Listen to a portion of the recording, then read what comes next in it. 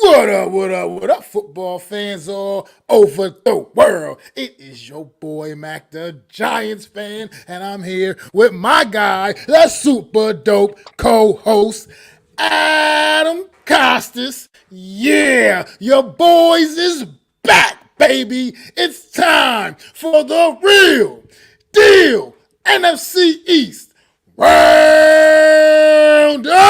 Punch that intro.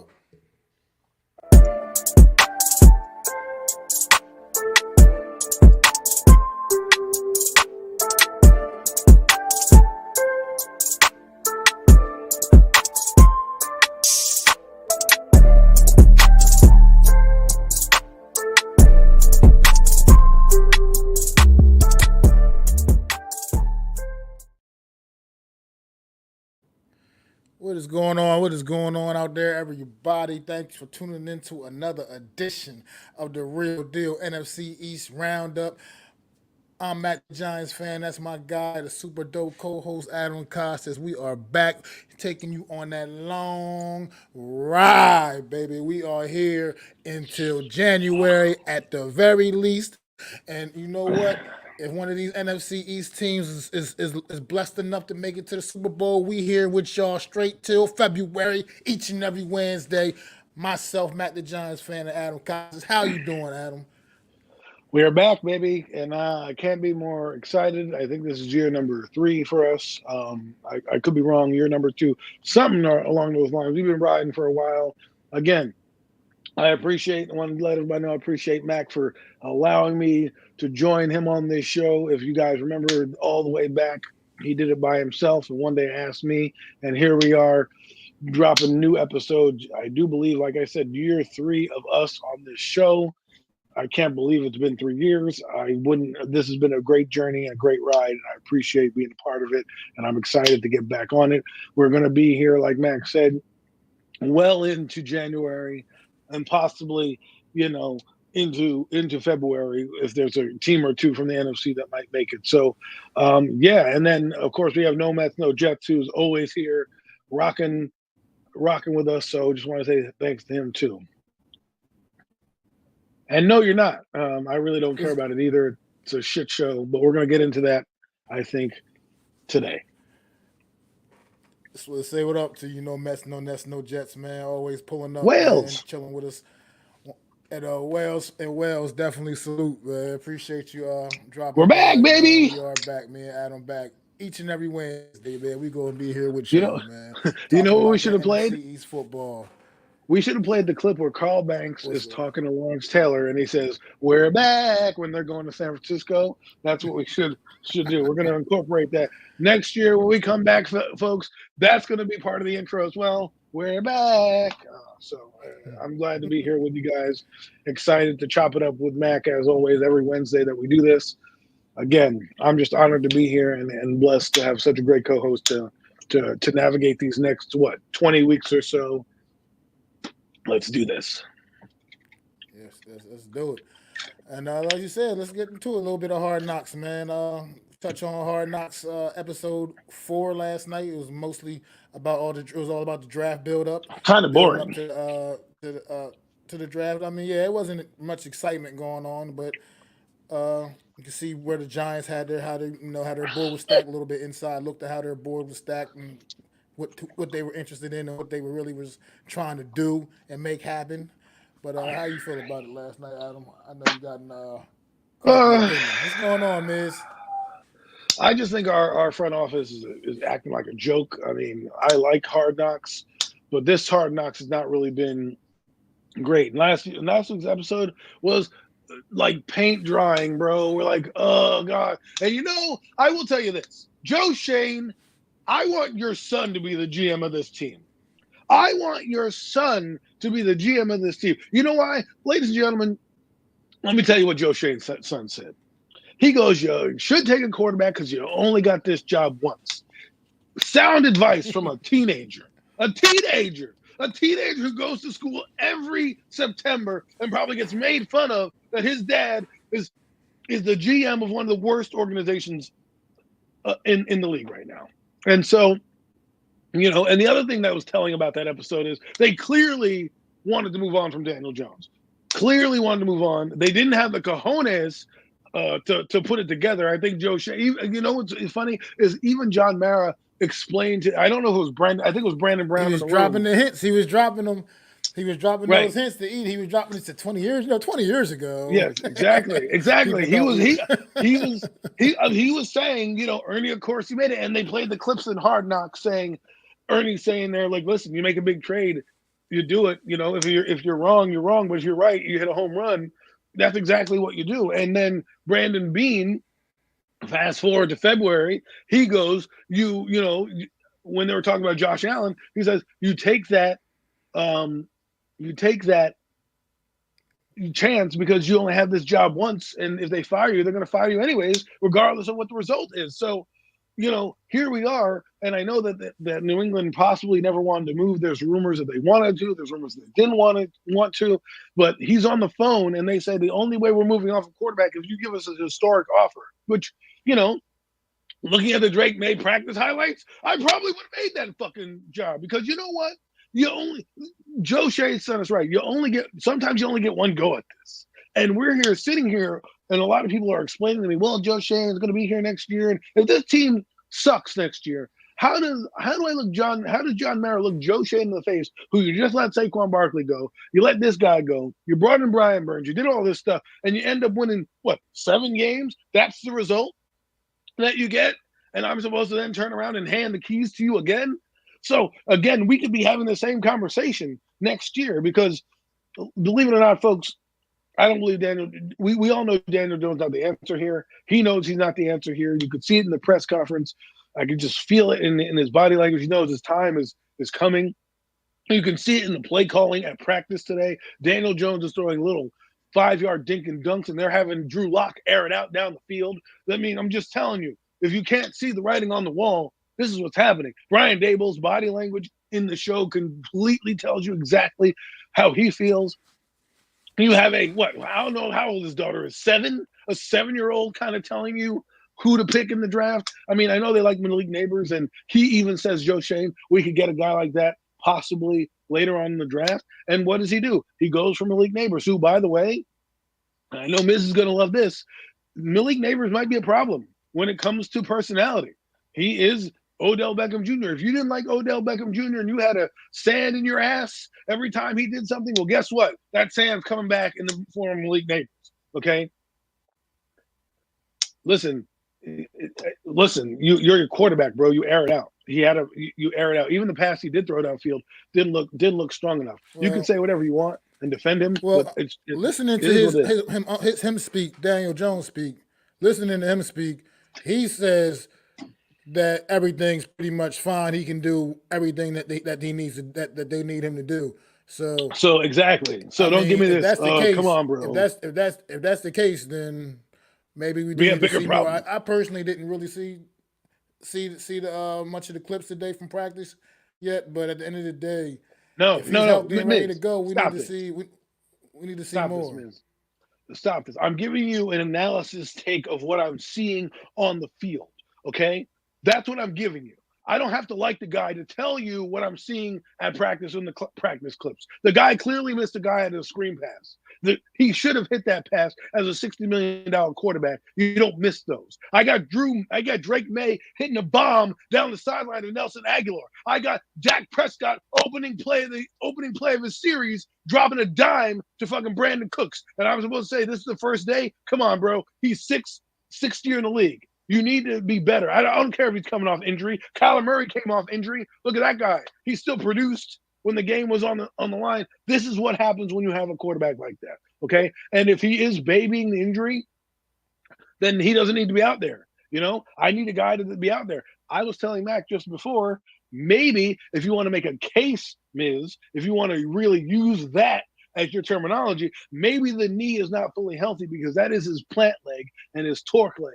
So if anybody knows how to throw a football, maybe I'll do a little Jimmy Johnson impression for you guys. Here, now you can see me. If you know, he's using his back leg to throw. So if his back leg is weak and he can't get that same torque to throw, well, then that's probably a problem. And That's what I saw. I saw him almost throw a murder ball to Malik Neighbors today, which probably would have got him killed in the game. But that's okay. It's the first day of practice, so he should be rusty. Come on, bro. He's year 6 in the league. He's year 3 in the system. I expect more out of this guy who's been there practicing all OTAs. It's not like they just started practicing today. He's been here all week. Anyways, go on. Mac, I know you have more thoughts on Hard Knocks. Oh no, I mean you pretty much you covered a lot. I mean it's just to me interesting just watching like you said when you go around the room asking the kids, They like aren't. why does everybody else understand that quarterback was kind of Exactly. more the need to go with. You got to just roll the dice at this point, man. Clearly, like you said, Brian Dable. You've seen it, like you said, throughout the series. Brian Dable, almost at the mention of Daniel Jones' name, is just like just not very interested in even going into much I mean, detail other look at the than meeting. okay, yeah, all right. I mean, like it's just like more like a shoulder shrug, like sure, okay, Yeah, that's what we're exactly, doing. exactly. I We're mean, gonna get a weapon so for Neighbors, and where's the excitement? I mean, for Daniel, where's the excitement? I mean, yeah, you're right, Miz. I'm more a little bit with you. Me and Adam were talking earlier. I'm a little more with you here. Like, I'm not. I'm You willing guys to are too give soft give on the him guy. give him a little bit. I'm willing to give him a little bit more time. Let him, get his feet a little more wet. Acclimate. Like I said, he has been working in the spring, but like you said, getting back out there 11 on 11 drills is a little bit different. A little bit things a Your little job bit is to more throw coming at you a passes in little the league. faster. But at the same time, you do looking to see more. I mean, let's get off of Daniel Jones because there's another guy out there I think that's coming in training camp. He's on the pup list, and this is a guy I think we all can agree needs every rep he Oh, can fucking get. And that would be one our right tackle, Evan Neal, a guy that has struggled throughout his first couple of years in the league, and now he's coming into this training camp year 3, starting out on the pup list. Any thoughts on Evan Neal, Adam? Like, how do you feel about anything? If I don't well, know if you know anything about maybe his progress and how long he well, may be stuck on the PUP list. well. The pup list is right now day to day. We got to worry about it if it goes past a certain. I think there's a deadline where if you're on the pup list, he has to be out for like 10 games of the year. So right now, to start out, it's not a good look for him, especially in the springtime where he was on the bike. The other thing that's not good is that his backup also got injured today, so we're down to our third string tackle as the Giants move on. So and I think the Giants, from what I'm hearing and what people are saying, is they're going to try to have Evan Neal earn that job back, and which is funny. Which is funny to me how they treat the fifth overall pick, who struggled with injuries and things like that. But yet, when it comes to another overall pick, I won't mention his name because it will start a firestorm. We have to coddle him, right? They're basically telling Evan Neal, get on the field or get off the team, right? And they don't do that with everybody else. And it's going to be hard for him to crack the lineup. Well, not really. If it depends on Illuminor's injury. If he is injured, um, for how long? I mean, some people say it's an arm. It looks more like a pec to me. Um, the way he was holding his arm, like they say it's his rib, but the way it looked like the way he went down, it didn't seem like it was a rib cage. So I'm just saying, this organization uh, putting it back up with Hard Knocks is really looks like it's being run ridiculously. We already have 5 guys on pup list, by the way. 5. We have what would be our starting tight end, a safety, and a couple cornerbacks on like NI list, right? And here we are. And if you watch this team practice right now, it's kind of like it's just hard, man. It's really hard this offseason to get excited about things. And Evan Neal needs to be on the field. If he's not on the field, listen, you can say you can put him at guard or whatever you want. Fine, whatever. Do we really know he can play guard? Do we know can he play guard?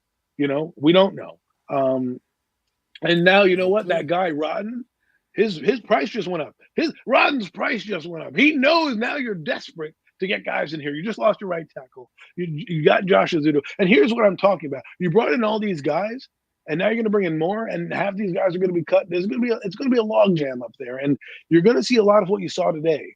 where the defense was penetrating the offensive line because they're not in sync yet. When you have a right tackle that's rotating in and a guard that's moving on the left side, you're going to probably have some problems. So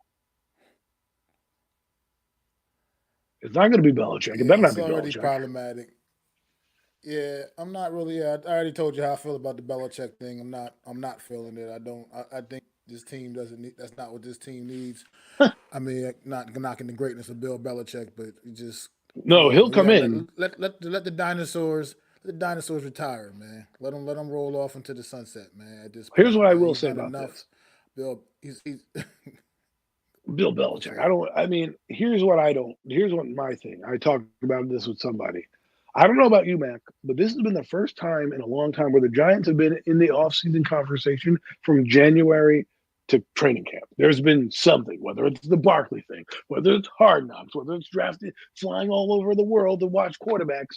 They haven't had a quiet offseason, and to me, that's not how I want to start a season, especially with what went on with this team, with the firing of Wink Martindale, Brian Dable, and the play calling. We'll get in that in a minute, but this is this is not something that the Giants are normally about. And I know it's the 100-year anniversary and everything like that, but to me, I don't know. There's just a feeling of when you're in the spotlight too much, people tend to find out about you and start to gun for you because they see you and they see you talking and how you're operating and things like that. So, I just hope that we can and now we have an injury the first day we step on the field.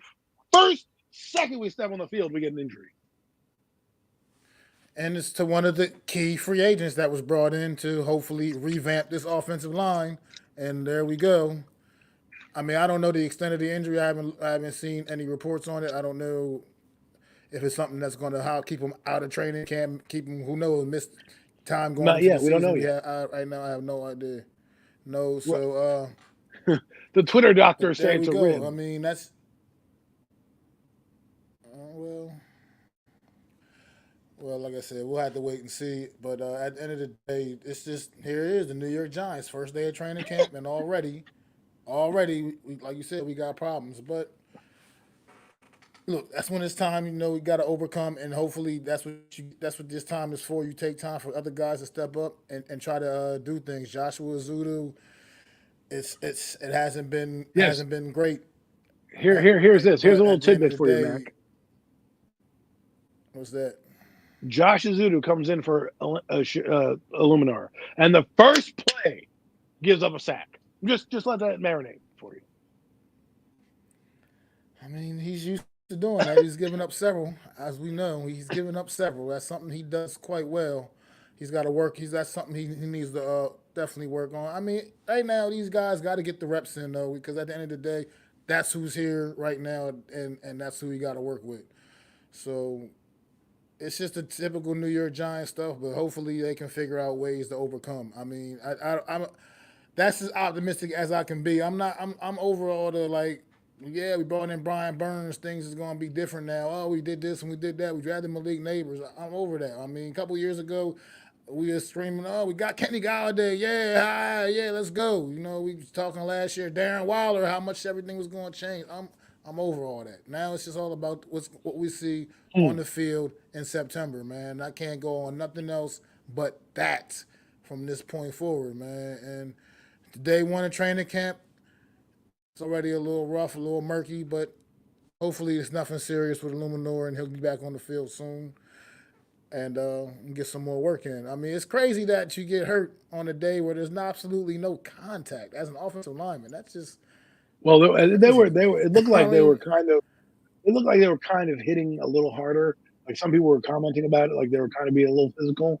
And you're going through basically a walkthrough and kind of get injured, but it is what it is. It's you don't want to hear those types of things, but it wasn't like full pads or anything like no, but that. Oh, I wanted to put this on here. So no Mets. I want to just address this comment here.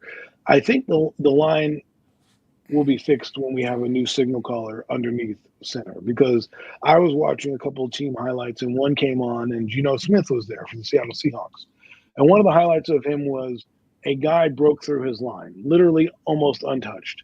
And he sidestepped the guy, he moved, he ran out of the pocket, and he made a play. And this is what we're talking about.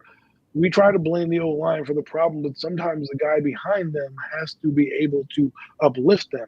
The guy behind them in Barkley had a bad offensive line, yet uplifted them by making plays and not complaining. He did what he had to do, right? So sometimes we like to blame the offensive line for a lot of the issues, but sometimes it could be on the signal caller himself not knowing the projections, not sliding him, not being able to maneuver in the pocket to make it look better. Because Max played offensive line. You're not always going to block your guy. The guy on the other side gets paid to beat you. That's his job. So sometimes they're going to leak. Even the best of them done it. Go watch Anthony Munoz tape. Go watch Bruce Matthews tape. They're not always locked down against certain people, right? So you need to be able to maneuver in the pocket. The great ones know how to step up and feel it. There was a highlight I was watching of Eli Manning. Same thing. A Charger player came roaring in untouched. He sidestepped the Charger player who flew in the air and tried to sack him, and he went and threw a touchdown pass, right? So to Odell Beckham Jr. of all people. So the point is we can blame the O line for a lot of these things. And there was a play today where the O line is coming in and DJ throws a pass right to the defender because the first read was blocked. You can clearly see him hesitate on the first read, and then the second read, by then it's too late because the line's already collapsed on you. The guys get their hands up and you're throwing the ball and it gets tipped. So these are the type of decisions that come on. So we got to stop hanging on the O line. It's just it's got to be fixed because every quarterback is going to have. I was watching the playoff game today with the Lions and Rams, and Jared Goff and Matthew Stafford are getting sacked left and right. And these guys have decent offensive line because the guy's coming off untouched. The guy's coming off here. So it's a matter of being elevating when you can and making sure that you understand the down and distance going on. So there's a few other observations I have, but we can keep moving on that end. I mean, let's flip the script a little bit, go to the defensive side of football, man. This is a unit that I think is going to, have some growing pains early part of the year, but I think they have some really good, strong pieces in place on that side of the ball that they can really elevate as the season goes on and become. I'm putting it out there. I think this defense come by late in the season can be a legit top 10 defense in the league. I think they have that kind of potential. I know the Uh, young secondary is it's gonna be tough with their young secondary, but I think we really got that's some bold. horses up front. I think we got some horses up front that can really lead the way though. I mean Brian Burns, Dexter Lawrence. If Kayvon Thibodeau takes yet another step, and then I think this also kind of benefits in Azeez Ojulari as well because if it can maybe give him an opportunity to potentially stay a little healthier, becoming more of just a rotational player as far as opposed to being out there necessarily being having to be the guy out there constantly, pretty much taking a lot of the reps. Come bringing in a fresh Azeez Ojulari. I mean, you just keep kind of hitting them with talented pass rushers, man. This New York Giants is kind of getting back to that bread and butter from back Well, in the let's good see old it play days when out they used to first get to the quarterback and get after it. I mean, yeah, you got to see it play out, but at the end of the day, I mean, right now, this is what we're basing it off. I mean, these guys right now, what we got looking on paper and seeing what these guys and because knowing what these guys are capable of, it's just got some potential there for me. the On only the defensive pushback I'll side. give you on this is that you're going from basically one of the worst defenses statistically to now trying to get a top 10 is a quantum leap. So for me, they need to get up to like 15, 16, something like that. I think that's where they'll maybe end up because that's where the Titans were. Like I said, the Titans were middle of the road defensively in all categories -1, right? The one category being the red zone in terms of stopping people inside the red zone. So I think you're going to see a lot of that. That secondary is going to have trouble. That case point blank and period. It's just going to have trouble. They're already getting beat by Malik Neighbors in motion and things like that. By Wando Robinson, they're getting beat here and there. So they're going to get beat. And there's a ton of good receivers we play this year coming down the pike. So I'm not going to just sit here and say I agree with you. The pass rush is going to be ferocious. I think I wouldn't say the front seven is going to be good. I think there's going to be players in the front seven that are going to stand out and hopefully stay healthy. Okereke is one. You mentioned McFadden on the phone. I would like to see his development. Dexter Lawrence is going to be good. And Brian Burns, you can pencil in probably to be a disruptor. Kayvon Thibodeau, will he take that next step? The one thing about Kayvon Thibodeau that I do find that he does is he disappears in games he'll disappear for weeks and he'll have 3 sacks against the Jets, and then he'll disappear for weeks and he'll have 2 sacks against Washington, and then again he'll have a sack here or a sack there. And what I really want is just consistency, and the offense has got to score a ton of points because I look at it like this. The same thing with like a team like I forget the team I was thinking about today who that I was talking in my head saying they had a weak defense. I was like, if they score a lot of points, it's not going to matter who's on defense. The Giants right now, they Big Blue in the Bronx, he was there. He could tell you that Daniel Jones's throw was a murder ball. But hey, What's up, anyways, Alex? my point is that the defense has got to do some things to show me that they're going to be able to hold up against the Dak Prescott's of where I think the secondary is where it's going to be our weakness. And I do believe our run game is going to give us some trouble as well. But pass rush, third and eights, we could put us. I think we're going to be a good team in that regard. But I'm not gonna be bold like Mac and say top 10 defense. I'll say they'll get to probably 15 when it's all said and done. But we forget that last year they were opportunistic. They made a lot of how should I put it? They made a lot of timely turnovers. But you can reserve your judgment. I'm not. It's not like It's not like Alex. He wasn't in practice at the OTAs and making throws like that. So we'll see. And then what's going to happen? He's going to be crisp the next practice, and everyone's going to be like, "Look, told you, you fucking losers! Daniel Jones is back." And then come. It won't matter until the Vikings game anyway. So we'll really find out come September. But I'm glad we're back talking football. I don't really have much more on the Giants outside of starting with injuries. It doesn't look that great with the offense. We'll see what the defense can do. And for me, the thing that scares me on the defense right now is the run game. I don't have any. They were terrible last year against the run. We play a lot of heavy run teams against us. The Vikings, Vikings, all things said and done, if they remain healthy, right? They're possibly they're a solid offensive line. So that means to me, you can't just bank on them gonna lie down for the Giants. They've played the Giants before. They're gonna have some idea and familiarity on some of the personnel there, and their line was pretty decent last year. So I wouldn't put it past them to try to be run heavy in this game. And since the run game has been one of the weak points, that's what I'm looking for far improvement this year, which may mean the sack numbers go down. So it's going to be one of those things where it's going to be an adjustment But period the first few weeks of the year. but that goes like we were talking on the phone earlier. You mentioned we were talking on the phone earlier, and brought up I brought up the name Michael McFadden. I think just watching this kid, something about his energy, what he brings to the table. I feel like he last year he definitely took a step last year from year one to year two, and if he can continue to elevate his game and evolve, I think that might be a factor in that run defense. He can become maybe a factor in that run defense and help shore that up and try to make that a little bit stiffer. I mean, look, right now I'm throwing up a bunch of ifs and hypotheticals and hopes and things I'm hoping for, but I think I saw enough positive play out of Micah McFadden a season ago that I feel comfortable thinking he's going to take yet another step forward and continue to be a better player. And I think he can truly turn some heads this season and surprise some people. I mean, next to Bobby Okereke, who I think most can agree is definitely one of the top middle linebackers in the league right now, holding it down. I mean, I just think that they're good. They're a good pairing together. As long as like you mentioned, you don't screw things up and try to overthink things and get cute with like a player like Isaiah Simmons. I think this defense has some serious potential. I just really do. I think there's some talent on this defense that's getting a little bit slept. That's not saying I don't want to say completely slept on, but a little bit people don't quite know exactly their full capabilities, and I think it's going to be some guys surprising us. But I'm I just hoping agree with you. for That doesn't mean to me that they can't have good seasons and still like Bobby Okereke still had a good year last year. Kevin Thibodeau still had a good year last year. It doesn't mean the defense was great. So to me, I hear what you're saying, and I just want to temper my expectations till I see it on the field, because again, no, I agree. It's one thing to beat the Giants O line. It's another thing if they're killing Jared Goff in a couple weeks at the joint practices. You know what I'm saying? And those kind of things. That's what I want to know because again, we get hyped all the time. This is the same thing. We get hyped all the time, and they come out and they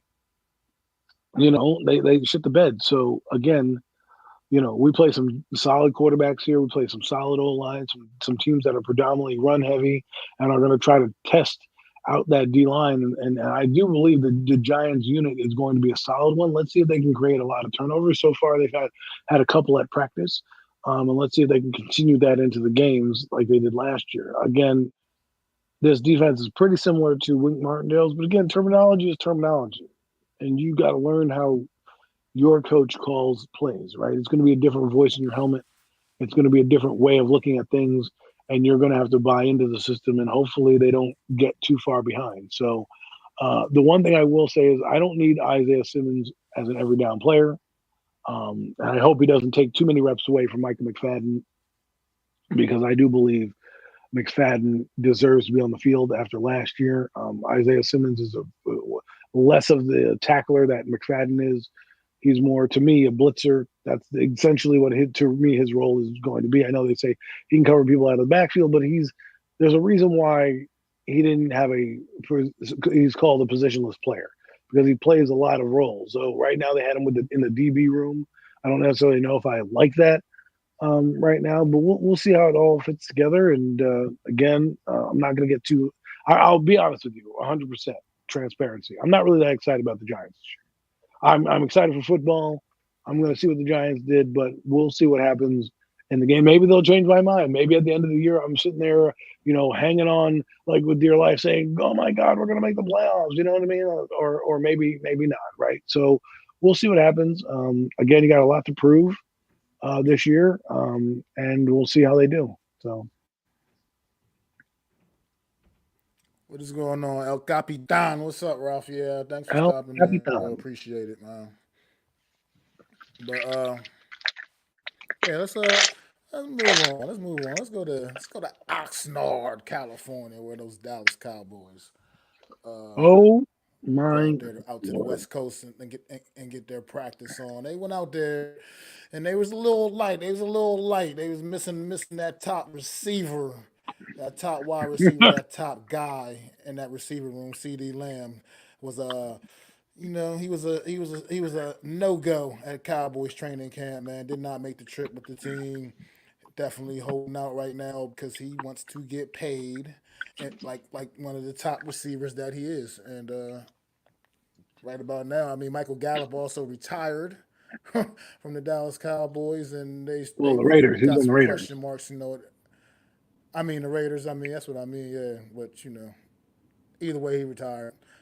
But um, but they were making a big thing about it at Cowboys camp. That's why I don't know. But and then Zeno, the running back situation, Ezekiel Elliott coming back, but he's not the same guy he was. So they still have some Do they question need to marks be the same in guy? that regard as well.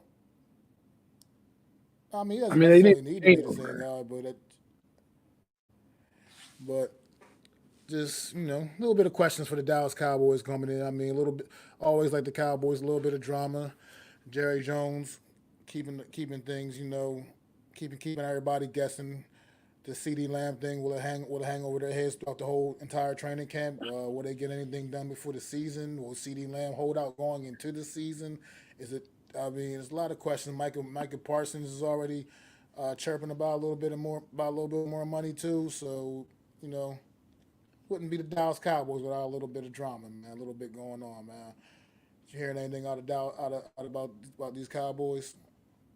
Well, we talk about drama with the Cowboys. With the first play of the game, they open up and rip a 40-yard bomb to Brandon Cooks on the opening play. So they're basically Exactly. showing you. They're basically showing you. Um, they're basically showing you that they're not worried about not having CD Lamb. Now they need CD Lamb. I'm not saying Brandon Cooks is anything as CD Lamb, but what it shows me is they're going to go and they're going to still run their offense with the personnel that they got. And Micah Parsons and CD Lamb, they're going to work that stuff out.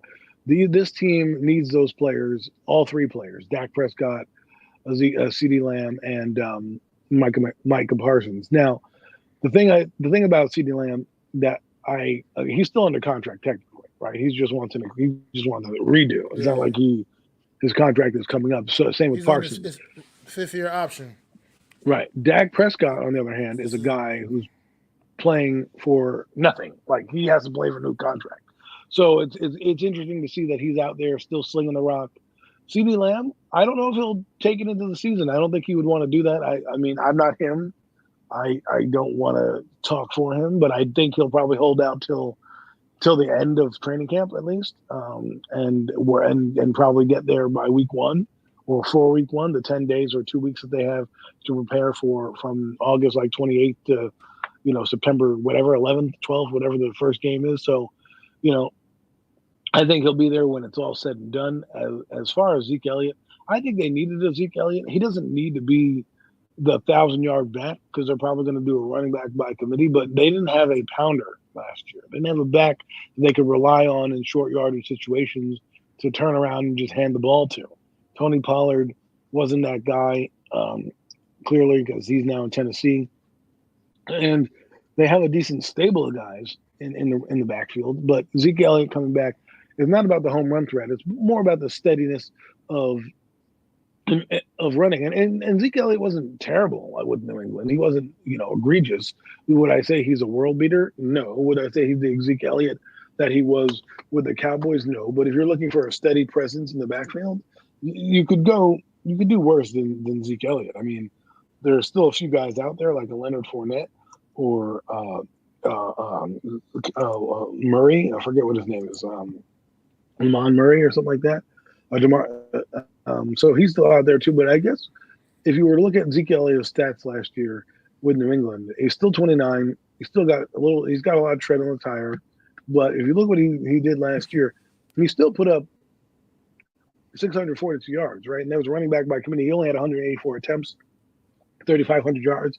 I mean, they don't need him to be the feature back. He has still 8,000 yards in his career. He's had some solid outputs, right? And I think this year coming back clearly is an issue if you look at what the Cowboys do have. And let's look at their roster just so we can kind of give you an overview of what they're working with, so you're not sitting here guessing.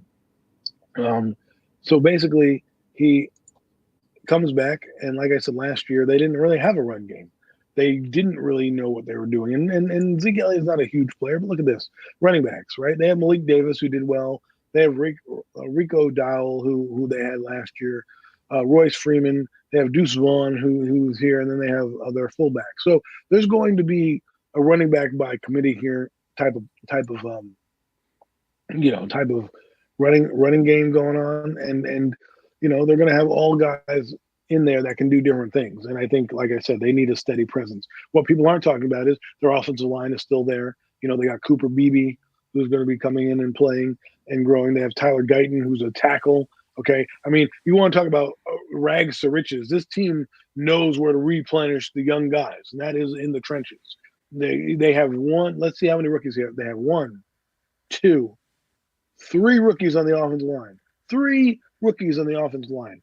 And we have none. Meaning, it doesn't mean they're starting. It just means they're replenishing guys. One's a tackle, one's a guard, or excuse me, two are tackles, and two are guard, and one's a guard. So, and I'm sure one of them can play guard slash tackle and be that swing center if they need to. I'm sure Cooper Beebe can be a center if they need him to be down the road. So, this team gets better like that. And of course, on defense, they're going to be playing a new defense with Mike Zimmer, who I think is going to implement Micah Parsons all over the field. So it'll be interesting to watch.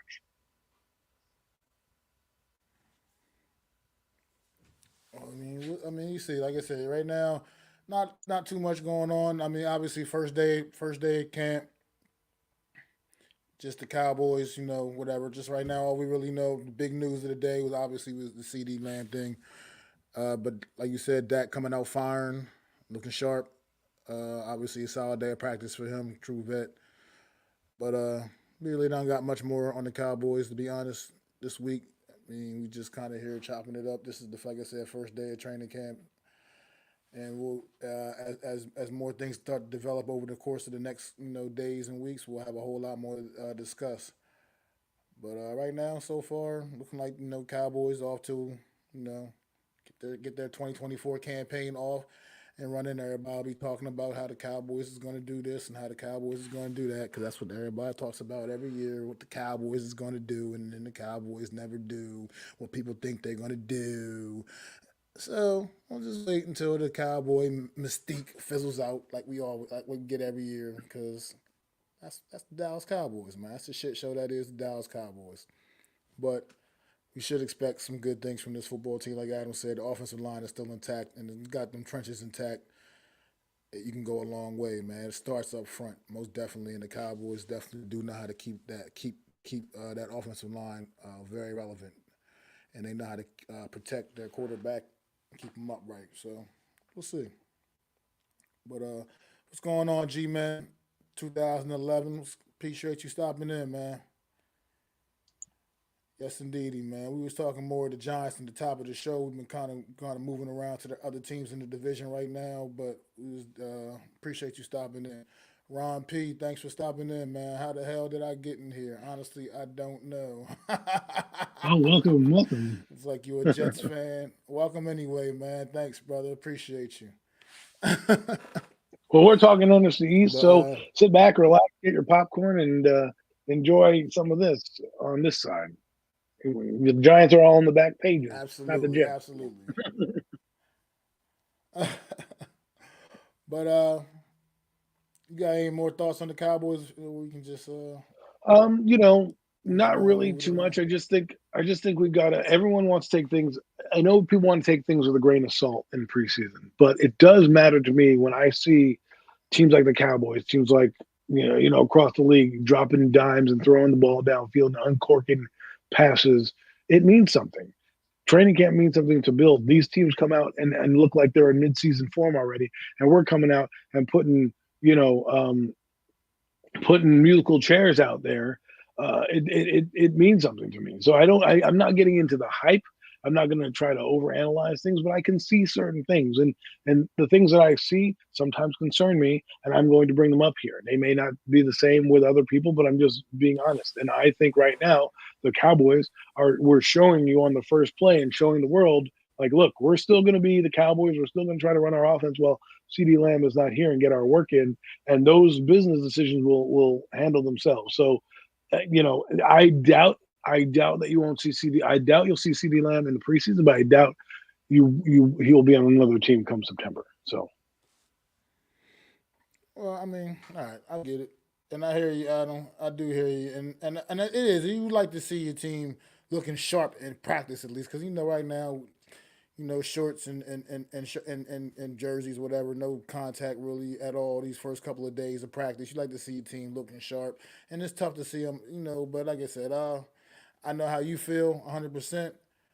And I'll just be a little. I'll be a little. Little nicer. I'll be a little softer, so to speak, and just get a guy a little bit of a chance to get his feet a little more, get his feet wet again, and get used to being out there with the guys in a more. And we'll hope to he's see. got you. He's got you hooked We'll just hope again. to see. He got you hooked We'll again. just hope to see. Look, it's the season is upon us, man. Right now, and he's what we Gotta be got, man. excited. Brian Go Dable ahead. said Excited. he's going to be taking. Brian Dable said he's taking all the first team reps. So we'll see what happens, man. But let's move it along. Let's move it along to where we want to go now. Let's go to Washington. Talk a quick little, spend a little minute talking about the Washington Commanders, man. The Mike Quinn Commanders. taking over his first year as head coach of the Washington Dan Commanders. Quinn. Got Jaden Daniels number two. I mean Dan Quinn, yeah, Dan Quinn. Got Jaden Daniels number two overall, and and it's a new era in Washington. A new era has begun. Jaden Daniels. I mean, we don't. It's not guaranteed he's going to be the day one starter, but I would like to think that he's going to be the day one starter. He's been a number two overall pick on the kid. He's an absolutely, like you said earlier, dynamic talent. And from what I'm hearing, little rumors, little things I'm hearing, he was looking a little sharp today in practice. Showing off the arm, his arm talent and his ability. So Dan Quinn, was folks said he would like to focus on getting on the Commanders' red zone offense, something he wants to really put an emphasis on throughout all the training camp. But he said it's particularly today he asked was going to be the main focus was getting working on that red zone efficiency. And he's trying to get this team turned around and get them competing with the big dogs in the NFC East division, which we know are the Eagles and the Cowboys. So, how you feel about the Commanders, Adam? Well, it's a good mindset to have. Score fucking points, right? I mean, that's what you want to do. And when you have a guy like Jaden Daniels, he allows that dual threat opportunity to score some more points in the red zone. He is taking reps with Marcus Mariota, as you said. Like you said, he looks sharp. Now, again, that's the first day of training camp for him, and he looks sharp. So that's all I have to. I'm just saying, first day of training camp for a rookie, and he looks sharp. 6-year quarterback. All I'm saying. Anywho, what I would like to see from the Commanders is, and I think this is what's going to happen, if he does get the start, they do have a solid running back in Eckler and Brian Robinson, who people sleep on. I think he's a very underrated back who doesn't get a lot of burn. I know he has had some troubles, in the past. I think, we'll see him get more featured this year. He And I got think, shot. yes, but I mean, that is something that happened, to him. And, it hindered his season a season ago.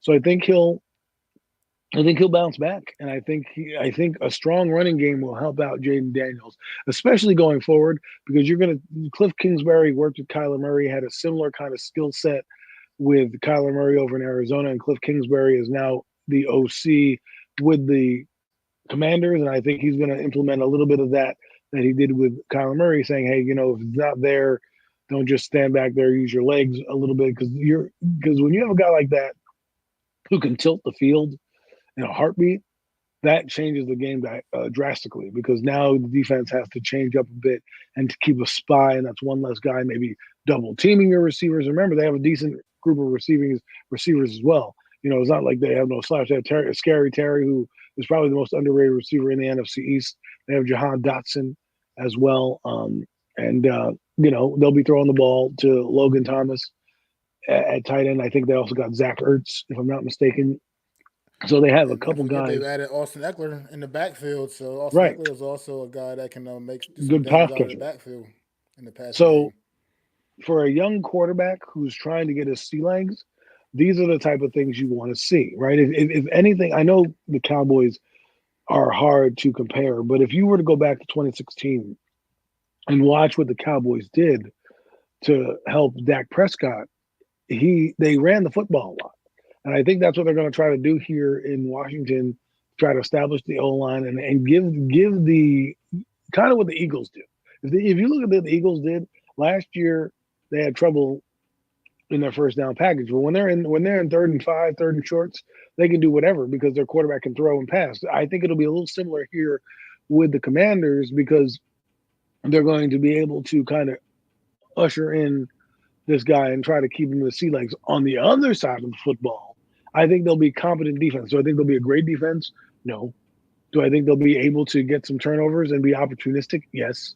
People underestimate the power of leadership. They have Bobby Wagner back there. They have some solid guys who can stop the run in Payne and Jonathan Allen. So they'll be able to kind of be in games. I don't think their defense is going to be anything dominant at all, but I do think they'll be competent with Dan Quinn everywhere he's gone. They've had solid defenses, whether it be in Atlanta, whether it be in Seattle, whether it be with the Cowboys. He's had solid defenses, and I don't think that's going to change here much. It may take some time to get their sea legs about him, but when you have a guy like Bobby Wagner, who's basically a coach out on the field, he doesn't have to be great per se, but he can help put guys in position. That really helps change the thing. It's not like it's not like they're putting Jamon Davis back there and say, here you go, Jamon, here's your thing. They're actually bringing a tutor in who can kind of help out the young guys. And they brought in a Falalale, I think his name is, or something like that, from fucking Carolina, who was a decent outside linebacker as well. So they'll have some pieces on defense that they'll be able to stay in some games and keep it close. And then that's where the advent of your quarterback comes in. Now, what we're not talking about is special teams.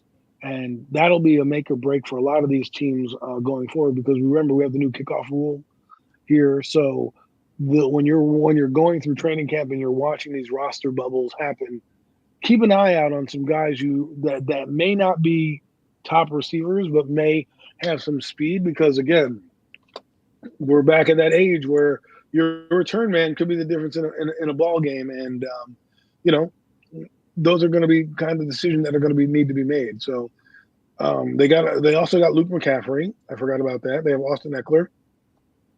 They got Sam Hartman as quarterback as well. So they're rebuilding in the right way. So if you're a Commander fan, be excited, man. Be optimistic in terms of what's going to happen. It may not it may not end up with wins and losses, and that's the ultimate goal essentially. But you were brought in here to build a team from scratch. So let's look at some of the people on their roster. They have Jaden Daniels, right? They have Austin Eckler. They have Brian Robinson. They've got Dimey Brown. They have Jameson Crowder, who might be their return man. Luke McCaffrey, Terry McLaurin. You know, they still have Jahan Dotson as well. So, and then they on the tight end side, they got, like I said, they brought Amari. They have Amari Rogers. They got Ben Sinnott, who I like. They have Zach Ertz, and not to mention, I think they don't have Logan Thomas anymore. I think he looks like he left or is not on the team anymore. But so they'll have some players there, and then like we said, defensively, they're getting some guys here. They have Jeremy Chin, who's not bad. I mean, Forbes was there last year. You know, well, they don't have too much in the back end. Then defensively, linebackers, like I said, Jamal Davis. They have there's name Frank Louvu. Louvu, he came from not only the Jets, but also I think he played with I do believe he played for Carolina last year, if I'm not mistaken. Yes. So he's a linebacker that goes sideline to sideline. So that'll help them out. And so it'll be Jamon Davis, probably Bobby Wagner and Frank Louvu. And then defensively, Jonathan Allen, they have Dorrance Armstrong, they have Jalen Harris, they have Dante Fowler, who people don't know. He came from the Cowboys. He's got some pass rushing skills. So they're going to be a team that I feel is going to be a decent team. We'll see, man. They're looking to take another step. I mean, right now this division, as we all know, like Eagles, Cowboys are the king, are the top of the mountain in this division. Giants and the Commanders have been, kind of back and forth in third and fourth place and whatnot. Kind of that's been a little side battle in The the the NFC race since for it's always fourth. between the Giants and the Commanders. The battle for third place. Who's gonna be third? Who's gonna be? I mean, Oh, Max, stop it right now! but Stop it! Stop it! but Oh, neither here nor there. This is a young team, like you said, that looks like they're definitely headed in the right direction. I think ever since once they got rid of Dan Snyder, you know yes. things were going to continue to look was going to start to look up for this football team potentially, and it's looking up. They've done some good things on paper at least. We'll see. I always try to see how things translate on the field, but they appear to be a team headed in potentially in the right direction, and a team that could turn some heads and surprise some people. And I wouldn't be shocked. Don't be shocked to see the Commanders potentially battling for even potentially a playoff spot this year in the NFC. Don't I Wow, wouldn't I that's wouldn't another be bold totally prediction. shocked by that. Mac has two It is. bold predictions It in the is. NFC, one resulting, and they all for the third and fourth place teams, mind you. He had the Giants defense being top 10 and the Commanders fighting for a playoff spot. Wow. Wow. So and then of course he dashed my hopes when he said that it's a race for third place. So that's how I kind of feel, but I don't want to you know, you know, exude that, but man, two bold takes. I love it. This is why we bring this show to you. This is why it's the Real Deal MC's Roundup. This is why we love this shit right here. That's it. That's it. I mean, one more team. We got one more team. One more place to go. I guess talk a little bit of Eagles, man. We can't have the real deal NFC's roundup without talking a little bit about them Philadelphia Eagles. A new day for the Eagles too. Saquon Barkley suiting up with the Philadelphia The Eagles out enemy, there, getting his all you bitter practice people. on. The guy we all love to hate now. A lot of people love to hate now. Saquon Barkley Oh my the God. infamous Saquon Barkley. But God, no. yeah. Anyway, he's a Philadelphia Eagle now, and Philadelphia Eagles getting ready, trying to had a weird kind of strange season a year ago. Got off to the very hot start, obviously, as you know, in 2023. Got off to a really hot start, doing things that most people expected them to be able to do, and then as the season continued, they just kind of lost their way. It seemed like, and just started really just doing a lot of uncharacteristic things. I mean, making the kind of mistakes that they weren't doing before, like the previous seasons when they were making going to the Super Bowl and such. So it was kind of just a weird thing to watch a team with that much talent on it, that they were loaded with the talent that they had, just really be able to kind of really just struggle down the stretch. I mean, as we know what the Giants did to them in the season finale in a game which was very important to the Philadelphia Eagles, and then going into the playoffs, into the postseason, and watching what happened to him against the Bucks, man, it was just something just wasn't clicking with this football team late in the season a year ago, and they've reloaded, they've gotten they've corrected some mistakes, going back getting re-signing the safety Gardner Johnson, a guy that they should have never left get out of the building in the first place. Bringing in, like I said, Saquon Barkley. I mean, once again, Howie Roseman doing some good things in the offseason, making some great acquisitions, and just adding to what is already which was already a loaded football team.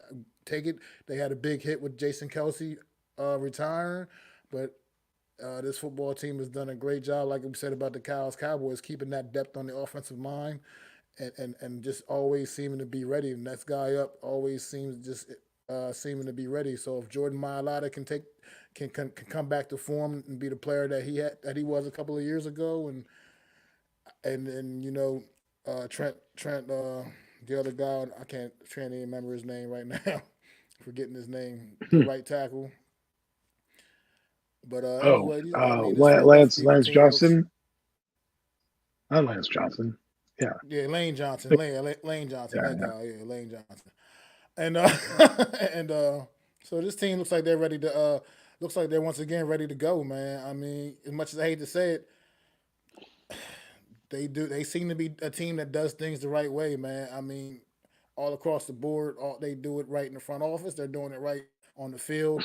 I hate giving this team, showing this team the love, but I mean, I got to be truthful, man. This is what you strive for.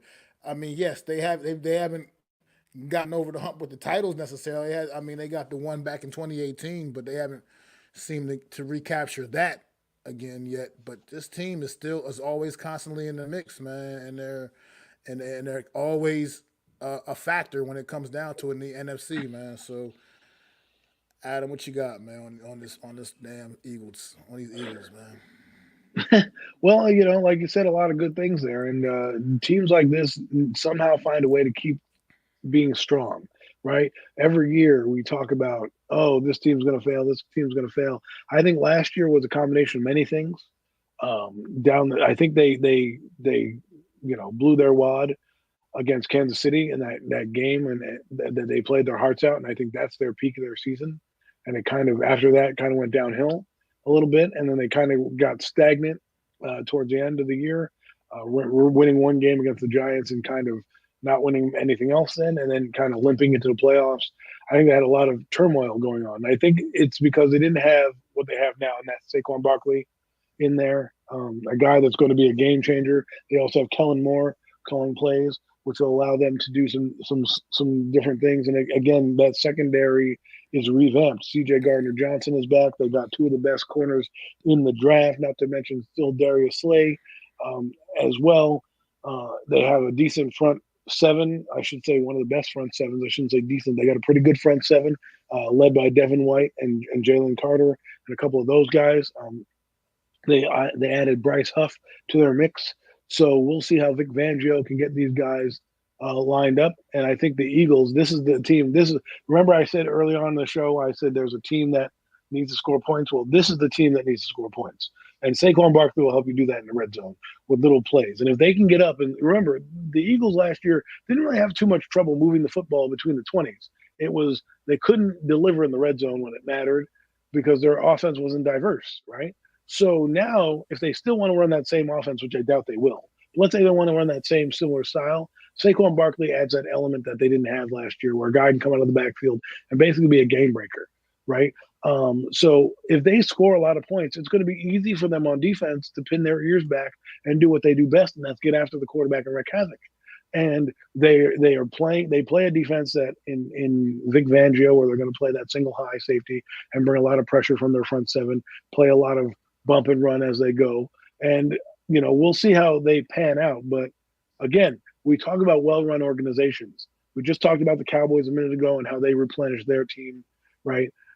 We see how the Commanders have realigned their team, and now we see the Eagles, who, the rich get richer. Our team decides not to pay a running back because he's over the price value that they want, and they said, you know what, you're lost. We're going to take him and try to have this window that we have right now with all these good players, try to win a Super Bowl.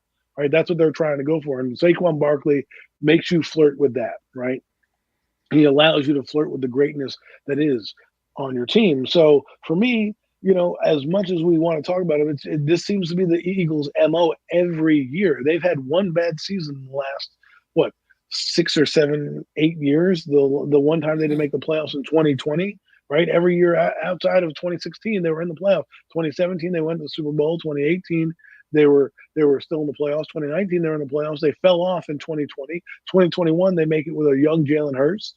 Right, 2022, they make it to the Super Bowl, and then last year they faltered down the stretch, but they still were in the playoffs. So that's what winning organizations do, and they resell and they retool and they kind of keep things together and make some changes here and there. Now Nick Sirianni has a big bullseye on his back. If they do what they did last year, let's say they win 11 games, but look lethargic down the stretch or something like that. Now you're going to see a guy like maybe Mike Vrabel come in there, or even a Bill Belichick of some type. That's where the heat's going to go on, and that's where a guy like Vrabel or Belichick might want to go because, hey, look, I have a quarterback, I have a winning team, I have a solid offensive line.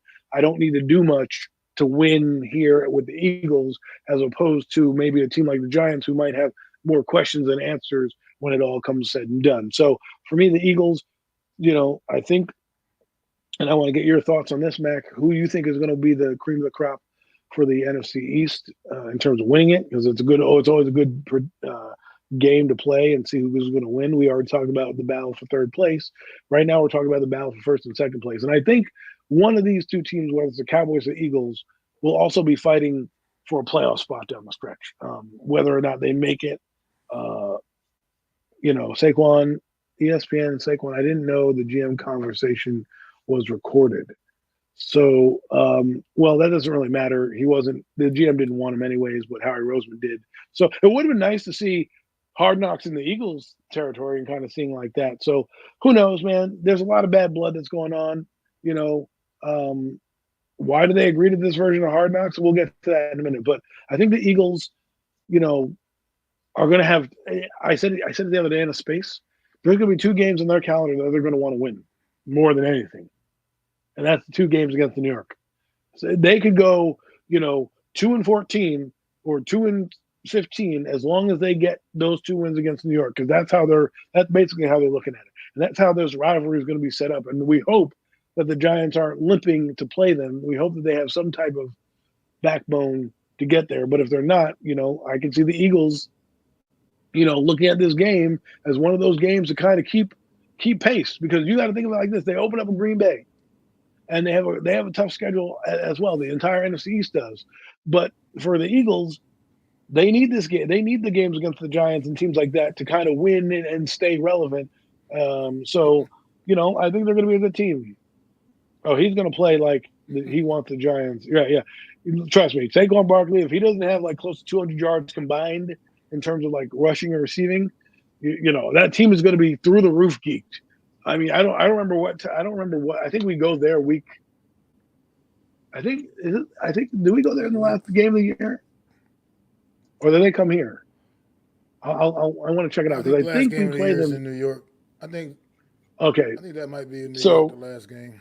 So hypothetically speaking, we may not have him. He may not play that game depending on where they are in terms of stakes. So they may not give him that. But He's gonna. You're right. He probably is gonna want to play, but let's be honest. That game in Philadelphia. Oh my God. Oh my God. They want to talk about drama for your mama. That game is going to be talked about, and Saquon's reunion, and blah blah blah. A lot of drama going into this season, but I don't really have No, it is much in Philly. else The about the last Eagles. game is in Philly. Oh, so Yeah, the then last there one's will in be a lot Philly. of Actually, the drama last one is in Philly. for your mama. There will be a lot of drama for your mama come that game at MetLife Stadium. And don't think Nick Yeah, Sirianni, week 7. don't think Nick Sirianni, who already hates the Giant fan base, is not going to have that team ready to go. Just saying. I mean, just off the fact that I had the last game of the season, where I mean, in a sense as well. I mean, they don't like guys don't forget things like that. I mean, the Giants flat out embarrassed the Eagles in that matchup in that game. I mean, flat out embarrassed them. And like I said, that was a game the Eagles absolutely needed to win to secure the division title. So they don't forget things like teams don't forget things like that either. So between that, the Saquon Barkley stuff, like you said, Nick Sirianni, it's the Eagles are gonna come and try to make a statement and try to embarrass the New York Giants in that At Week least 7 in that matchup. So game. the Giants need to make sure, yeah, they need to make sure that they're ready, prepared, and go out there and give it. I mean, give it everything they got. Look, on paper, let's face it, they're not a better football team than the Eagles on paper. Let's face it, they're just not. I mean, I'm sorry, whoever doesn't like that. It's just the truth. Okay, it's the truth. Until the Giants prove otherwise, that's the truth. How So, dare you, Mac? How dare you? You're such a hater, Mac. Come and on. so we'll see. Like I said, we'll get to that. That'll be interesting. But before we wrap things up, man, this week, man, Adam, did you been keeping up with the Giants on the Giants site releasing the top 100 players of New York Giant history? I don't know if you've been I keeping up have with not. that. No, I have not really because again, I It's haven't been excited about the Giants. So you know, I'm just not. I'm not. I haven't done the same amount of work that I normally do because again, my Giant fan self is not going to be happy until a certain player is off the team. So I'm kind of not investing any time into them except for what we do this show and watching yeah. them. Like I haven't even. I don't think he's I don't making the even. countdown.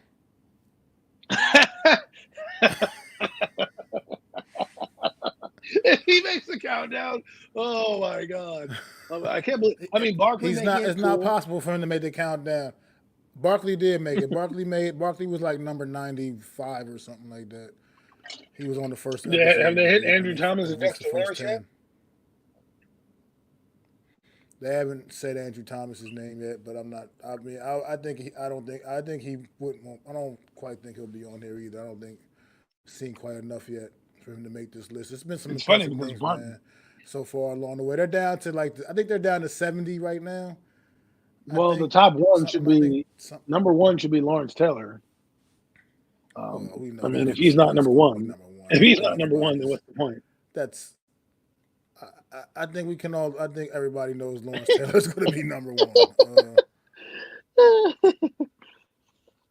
But maybe Eli Manning might be, but That's he'll be in the also a top fact. 10. No mess about the Eagles, man.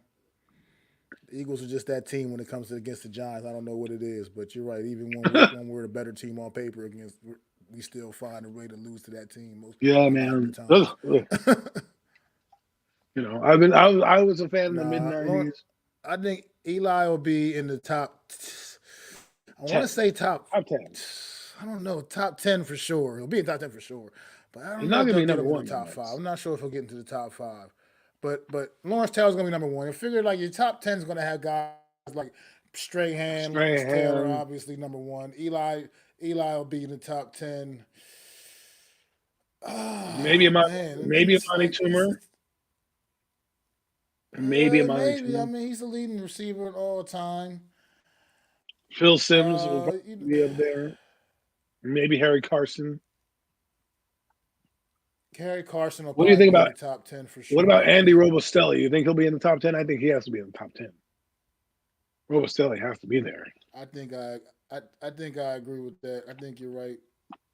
He has to be top 10. I mean, It's without Andy Robustelli, you don't have a team. I mean, Frank Wyatt Tittle probably in the top 10. Probably. I mean, I don't know. He is a legend. Maybe. No, you don't think so? What about Tiki Barber? Where do you think he's going to fall? Tiki Barber, Arguably I the best think, has back. got to be in the top 15. No, I think he's got to be in that top 15 range. I think maybe, and he may even possibly find his way in the top 10. Honestly, just because he can, however you feel about Tiki Barber, he's definitely not only just statistically but overall. I mean, he's been pretty much.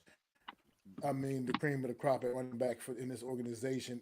No matter how you feel about him, I mean, the way his career ended was a little tumultuous, But Right. at the end of the day, you got to put that stuff aside when you're doing things like this.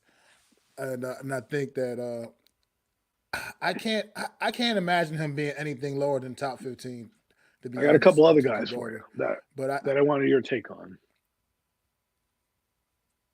That one is who Jesse who you Armstead. got? Where do you think he fits? I know he might not be top 10, but Jesse Armstead is good. Jesse Armstead. I think we could find Jesse Armstead somewhere floating around in the I'd say 30s or 40s for Jesse Armstead. To be Yeah. honest, there's a lot of great New York Giants in history, man. Yeah, it was a lot of great. I mean, because even so far throughout, I guess they're down to like about 70 now, I believe, and it's been like I said, they've gone back to the 30s, bro. I mean, to like Right. the 30s. Let's look this Brandon up. Jacobs has already been revealed. Yeah, Brandon Jacobs has been Really? revealed already. He was in the on the last episode. He was Antonio like Pierce? number. Matter of fact, they're in the 60s. As a matter of fact, Antonio, they're in the 60s because Brandon Jacobs was like 60 something. He was like 65 or something like that. And now Antonio Pierce has not been revealed yet. I'm pretty sure he's gonna be on there. He'll be on there. I haven't seen Jeremy Shockey yet. You think he's going to be on there? He's another You guy think he was? that's for. Dude, Jeremy Shockey? Jeremy Shockey's got a Yeah. top 100 New York Giants all time. Jeremy Shockey has got to be on that list. I, I would be I mean, I angry agree if with he you, but wasn't. And Hakeem Nicks has been revealed. He was actually was ooh, Hakeem Nicks is actually they had him all the way up in the 90s, man. Hakeem Nicks was on the first well, episode as well with Saquon Barkley. He was in the 90s. well, you got to think if he didn't have injuries, he's probably higher, right? I mean, but Oh, he had absolutely. injuries. I I mean, mean, who can you, No Victor Cruz who can yet, you really? no Odell Beckham yet. Where's Amani Toomer stand? Wow, Jason Pierre-Paul, I think he's Toomer's. 61. Oh, JPP was actually I was gonna So say he was just on the last episode too with so to get people up to speed, the number 100 is Rich Soibert. They had Brad Benson. He has a steakhouse if you like. Go there. Eddie Price, I've never seen in my life. Hakeem Nicks was 97. Willie Williams was 95. That I mean, I don't even know where he is. 1965 NFL draft. And you have Saquon Barkley. Wow, Eric Howard made the team. My God, I didn't think he made the team. I didn't think he was that good, but I guess I was a little before my time. Terry Kennard, Lawrence Tynes made the team. Lawrence Tynes made the team. My God, Lawrence Tynes. Huh. It's because hey of those man, damn kicks. kicked us to two Super Aaron Bowls, Thomas. I brother. don't know who the heck Kicked Aaron us to two Thomas Super is. Bowls. Oh, there's There's a Jason lot of old Sehorn. guys too, man. Love Jason Sehorn growing up as a kid. Howard Cross made the team. Corey Webster made the team. 86 is Eric Barnes. Dave Meggett's on the team. Yeah, baby. Dave Meggett. Ahmad Yep. Bradshaw's 84. Kerry Collins made the team. 83. Guy brought us to a Super Bowl. I like Kerry Collins. If we didn't get Eli Manning, I was really mad that we lost Kerry Collins. Kareem McKenzie made it. 82. Frank Cope. Willie Roberts. Wow, Willie Roberts is 80. I didn't think it would be that low, but Jeff Hosteller made the team. My God, really? Really? Okay, Jeff Hosteller. Way to throw him a bone. Mark Haynes, John Mendenhall, Gary Reasons. I can see that. Pepper Johnson, number Yeah, reasons. 76, Pepper Johnson. made the team. Pepper Johnson. Let's see who else we got on this team here. We've got Jack Gregory, Don Chandler, Ron Johnson. Okay, Antonio Pierce, 71. Antonio Pierce, number 71. Oh, he was on there already. Oh, Bed I missed. I'm Red, sorry. I must have yeah, missed it. Red Bagdro, 1930s. Morris Red Brand, 19. Yeah, that's way before. Brandon Jacobs, 69. Keith Hamilton, baby, 68. Brian Kelly, everybody who knows the great Brian Kelly. Cal Hubbard. Sean O'Hara made the team at Yes, sir. 65. Isn't that his number? That's kind of funny. Jim Burt, 64. No, he Dick was 60. He was 60. Maldowinski. Who? Oh, yeah, you're right. You're right. His number was. Sean O'Hara Greg was number Larson. 60. That's what his And jersey number. and now the last guy that they just revealed is Jason Pierre-Paul. Remember, folks, don't pull a Pierre-Paul on 4th of July. But Jason Pierre-Paul, yeah, he deserves it. I'm sure you'll see Antrell roll up in there. You'll probably, I don't know if Steve Smith makes that list. Matt Dodge is not making that list. Come on. He had Are that you one. serious, man? Steve Smith had that one really, really incredible season.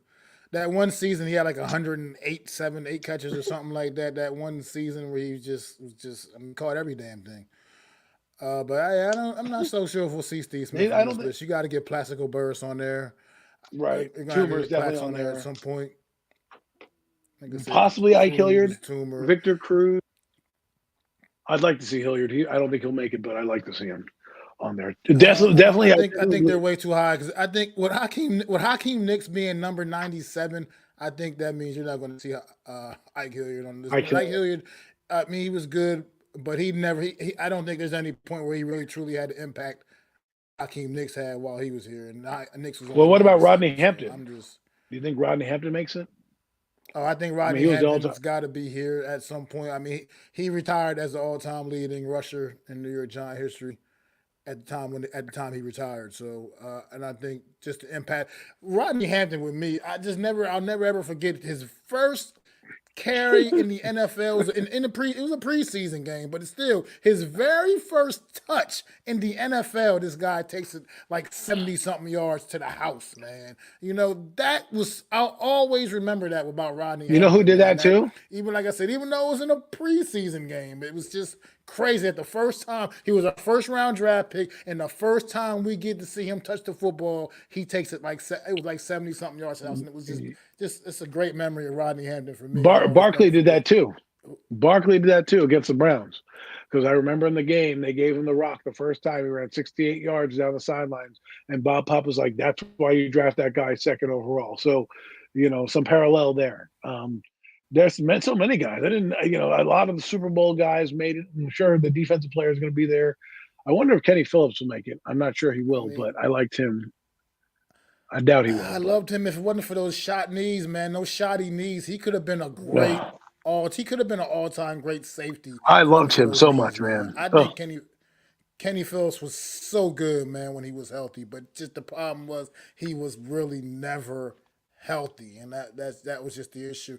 I want to see like a guy like Mark Collins on this list. I hope Mark Collins. He'll make it. He's gonna make it. Back in the day, man. It's so many great guys to go back. Like you said, OC, Justin Tuck. I mean, it's just so many greats, man. Do you put Kiwanuka on there or no?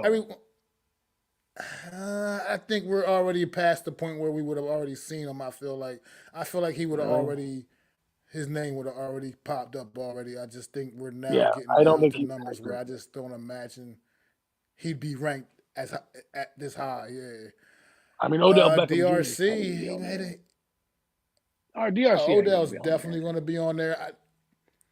I think based with Odell Beckham, I think it's a situation that you got to measure the impact he obviously had, but also the fact that his tenure still was only 5 years, pretty much. Well, 5 years here, but he basically broke all the records. I get it, but I think some of that's going to get measured into his ranking. That's why I think he may honestly fall somewhere, maybe in the 20s. I think he could be in the 20s. But he's still going to make the list for you. But I don't think he's going to be. Oh no, he's absolutely going to make the list. Absolutely going. He has to make the list. I mean, rookie of the year, the impact like I said, he had coming in, he's going to make the list. And I think, like I said, he'll still be up in the 20s maybe, but I think that's probably about where he'll peak, just because of the fact that it was only 5 years and really only 4, because he missed the one season. He pretty much missed damn near basically the whole damn season. So this makes me sad thinking about this, because the Giants usually do certain things, right? If you look at what they drafted JPP, they still had guys like Tuck and Kiwanuka and OC, who learned from Michael Strahan. And then, that kind of continued. And now the Giants they still had Eli Manning, Super Bowl winner. Now the Giants have nobody that has any history of winning on their team. And I think that's something that is poignant to me, that we don't have nobody is one. I mean, you could say Nunez Rocha has won with the Tampa Bay, but that's not the same as bringing in like a guy from a winning team, and that's what the Giants have always had, who can you know, kind of pass on that lineage, saying, "Hey, when we need a tough yard or a tough down, we're going to look to do it." So, Prince ain't making it. Prince and Mukamara, please. He was good, but he's not. If Prince Mukamara makes it, yeah, I mean, I'd rather put Terrell Thomas in over Prince Mukamara. Landon Collins will make the team. Another great player. Terrell Thomas was a great player that once he got that tore them ACLs, he just kept just the injuries, man. It was just the damn knees, man. These guys with these shoddy knees, man. He was such a good player, such a good cornerback as well. Terrell Thomas was so good, man. It's just when he I was was at the healthy. game where he did But that. the Oh my problem god, was he was rarely healthy. It's just crazy. Michael You Bully's was going to talking make about the team. Kerry Collins here. Kerry Collins already made. He He's already already made it. his He already name. made it. He's already on the list. If you're talking about You Kerry know Collins, oh, you who talking I about want to Landon see make the Collins. He's team? talking about Landon Collins. Oh, you know who I want to I'm see sorry, make he's talking it, but about I Landon don't think he Collins. will, is Michael Barrow. I don't think he will make it, but because he wasn't here that long. But Michael Barrow changed that Yeah, defense without it. You know who else might be on there? Sean Williams might be on yeah. there. Bradshaw's Sam on the Garn. list. Sean was another good player. Yeah, he was a really good player. And Yeah, Sam Garnes, man. Bradshaw he's on the list. I remember Sam Garnes' first interception, Sam Garnes. 1990 August 31st, against the Eagles, takes one back 95 yards to the house on an interception from Donovan McNabb. Or I wasn't McNabb? It wasn't McNabb. I think it was Doug Peterson. Canty's not making the list. No, sorry. He's not. You I don't think he's the Carl Banks of the world, man. Yeah. Guys like that, man, that are going to be out there. You got that whole Gonna be on 86 this team list. that's going to So probably make the team, and the 90s team. You're going to see a lot of those guys. They're going to start putting champions you on still there. got guys like What? Like who? Who else? you got They guys already like put Jumbo Pepper Elliott, Johnson on man. there. Still, I mean, guys like Ooh, that. I mean, forgot about guys that guy. like big Jumbo Elliott, man, and it's just Oh like I yeah, said, a Lindwell lot could of have been on that list. when you go back in time and think about it, man, there's so many great New We had York so many. Giants, man. I mean, We just had so so many many. great ones. Cornelius Griffin. People forget about that guy, man. He was a beast. Yeah, Cornelius Griffin changed that defensive line on when he was drafted. The guy was a wrecking ball. Le'Veon Joseph was good too. absolutely, People, man, we absolutely. had we had Jonathan Hankins. We had all these good Yeah, defensive tackles. We just let them walk out the door. we just didn't want to pay none of them. Didn't want to pay any of them, Walk out the door. and then that's what happens.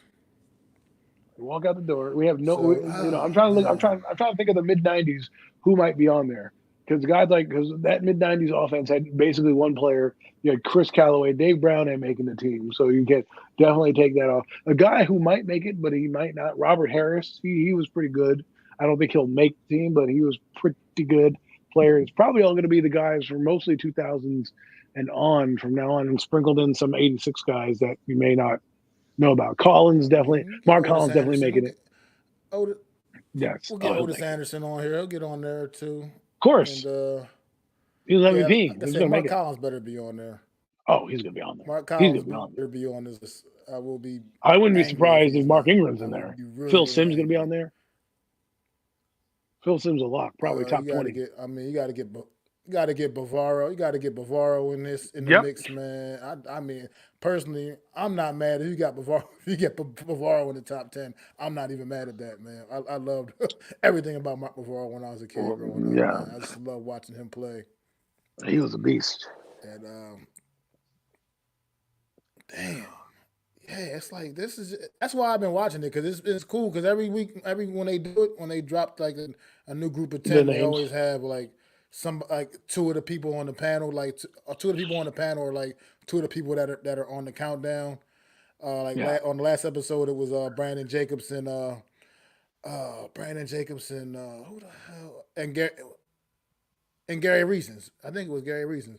Brian Jacobs and Gary Reasons were on the were part of the panel on the last when they dropped the last 10, and it's cool because you can get memories of some of the other guys that made the list that they were teammates with, and it was been cool. Yeah. It's been cool to watch. Keith Hamilton was an absolute dog, man. Yeah, and that was my guy, man. I think he was. I think he's one of the most underrated New York Giants in history. Personally, I think when people talk about great New York Giants, his name doesn't come up nearly enough, man. I remember Keith Hamilton on the sideline, him and Michael Strahan getting ready to go to blows on the sideline, man, in the game way back in the day, man. Keith Hamilton was that he was. You talk about nasty. Keith Hamilton was that nasty. He was that Yes. nasty Yes. motherfucker. That he got after it. I just miss those kind of days. What's going on, Dealer, man? Thanks for dropping in Listen, too, bro. I really there was a appreciate funny it, man. story in the 2000 playoffs, I think it was, and there Madden's voice, his rally voice. Hey, Keith Hamilton, I had to sit down with him, and he was sitting on the Gatorade bucket, and all you heard was the Gatorade bucket cracking of how heavy he was. So he was sitting on that Gatorade bucket. I'm just like, I just never forget Madden telling the story about how Keith Hamilton was sitting on the Gatorade bucket. He was so heavy, he just heard it cracking at practice because he was sitting on it. And that guy is one of the most underrated D tackles we've ever had in the history of the Giants. I think he should be in the Ring of Honor. That's how good he is in my eyes. But Absolutely, we'll see. I agree. I think he should be One more in the name Ring of I'll throw Honor. out there if you remember. Leonard Marshall, man, that's another name, another great. Yes, he's going to be good. School, oh my God, the shot heard around the world. Defensive lineman, man. Oh man, he's the one that took out Joe Montana, man. Put him out. Put him on the shelf for 2 years. That hit would be just hit the life. He just the life out of Joe Montana, man. Oh my God! Oh my God! George Martin's going to be on if you hit a quarterback like that today, you're probably going to get suspended for the rest of the season. You may be out the NFL, Mac. You may never see the NFL again. You may never see the NFL. I rewatched some of these Lawrence Taylor highlights, and I'm like, yo, that hits outlawed. That hits outlawed. That hits outlawed. I'm just like, man. They did these quarterbacks. People don't know, man. These quarterbacks are so protected today. You can't even fucking sneeze at the guy. I remember that call that Clay Matthews had where he like bumped the guy with his chest and he fell over, and they put a 15-yard flag on him. And I'm like, man, if you watch Leonard Marshall's hit, oh my God. Goodness gracious! His head whiplash. Montana was dead. He probably was for a second. He was dead. I think they brought the smelling salts out for him. Oh my God! And oh my Lord! I think that's the hardest hit I've seen on a quarterback in big hits. Like there's been some big hits, but that one changed the course of two franchises. Let's be honest, because Joe Montana's never the same again, and you're ushering in the Steve Young era, right? And of course, Joe Montana has to get his sea legs about him and gets traded to Kansas City and everything like that. Never was the same again. Stop the three-peat. But damn, man. Well, in slow motion, it's even worse. It's even worse in slow motion. You watch him set up, and he's sitting there, and you're watching Joe Montana. He's like, oh, look, I have a wide open crack. Oh, my God. Goodness gracious, man. But look, that hit saved the season for the New York Giants, man. That was it. That was the big turning point in that game. I mean, granted, some other things took place too along the way, but the fumble by Eric Howard. That fumble.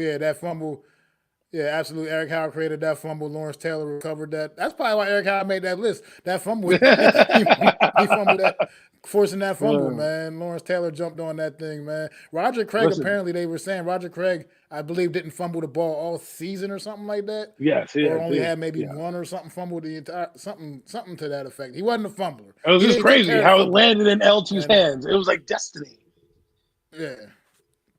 I mean, I rewatch that game all the time, so I wasn't coherent.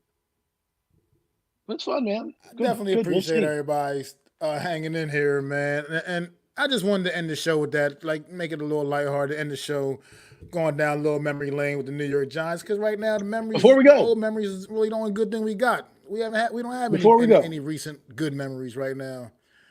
I want to ask, who do you have winning the NFC East?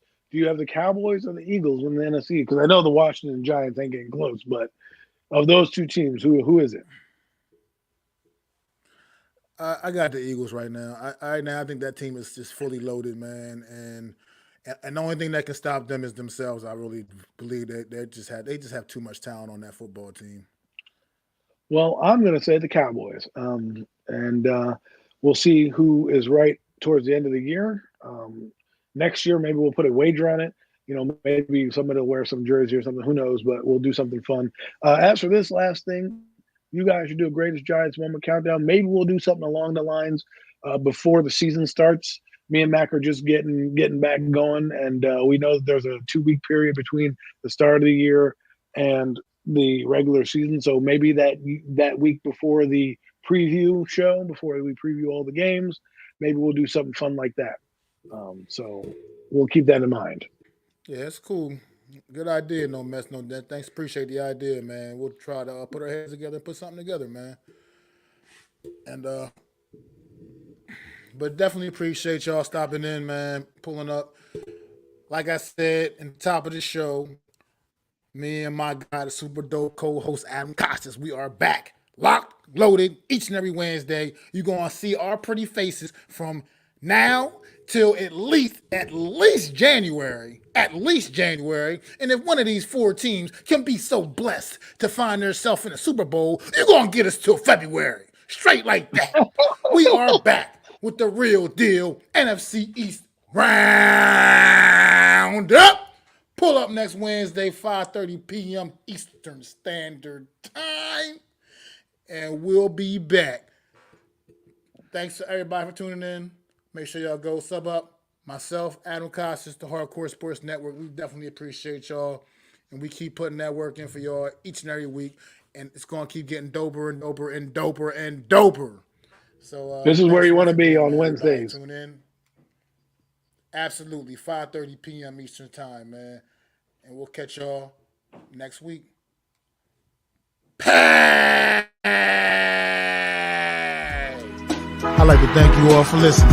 If you was feeling this, please take time to subscribe and smack them likes. Feel free to drop a comment and let me know what you think. Don't forget to ring that bell so you know when I'm dropping new content. It's your boy, Mac the Giants Fan. You can find me on Twitter, YouTube, and Facebook at Mac the Giants Fan. That's MACDA Giants Fan.